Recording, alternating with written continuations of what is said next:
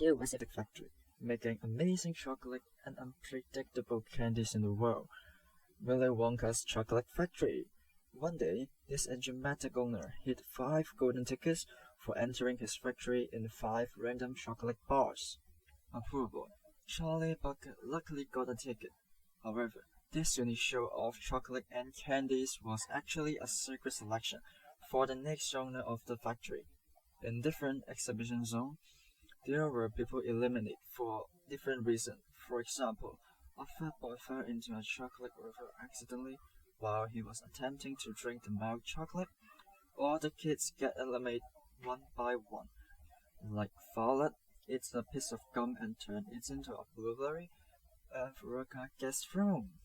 Charlie is the only one who left.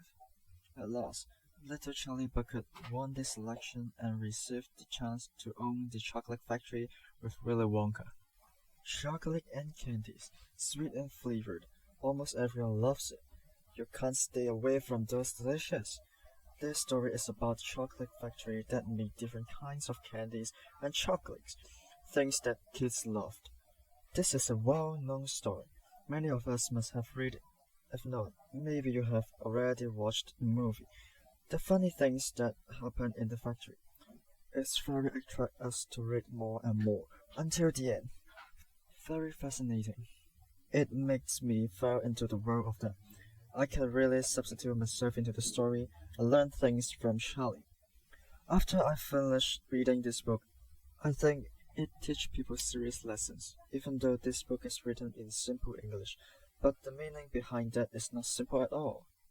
One of the main themes of the story is the great difference between the rich and the poor. Dahl described Charlie as a boy who lived in extremely poverty.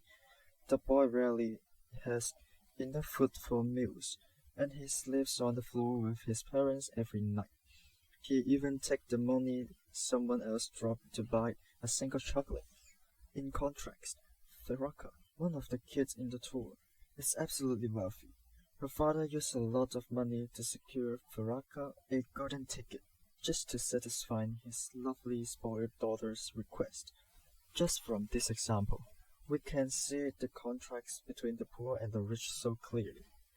At the end of the story, our protagonist, Charlie, won the factory with his ethos, and it's not about how rich he is.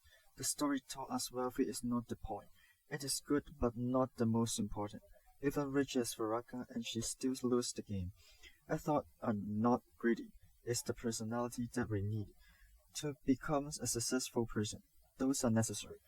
Also, we are good to be true, honest, kind, and brave, like Charlie. Then we will get some unexpected reward. If we act greedy and are too egocentric, nobody will appreciate us. On the top of that, we will face troubles and lose some very precious opportunity. Also, the other 4 children are born in wealthy families. Only Charlie came from a poverty family. The other 4 kids are spoiled.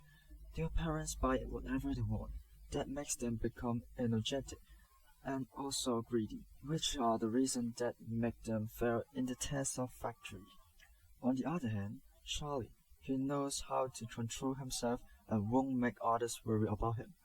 And this is also why Willy Wonka thinks he is trustable and give him the factory. I also really appreciate that the story reminds the parents not to spoil their children too much or treat them like prince and princess, which will make their children brutish.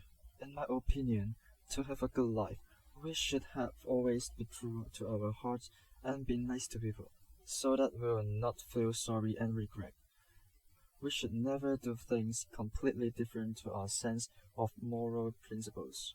It is just not worth it. Dad brought the whole idea out in a very easy way to let his children really understand it, which is something I am really grateful in need. Their story is very well written. It is simple, but deep in meaning. The messages are very clear. Even some kids can get what they want to tell. To me, this book is not only a story, but something to learn as a lesson. Above all, I sincerely recommend all of you to take time and read this wonderful, inspiring novel. and I'm sure that you won't regret it if you do so.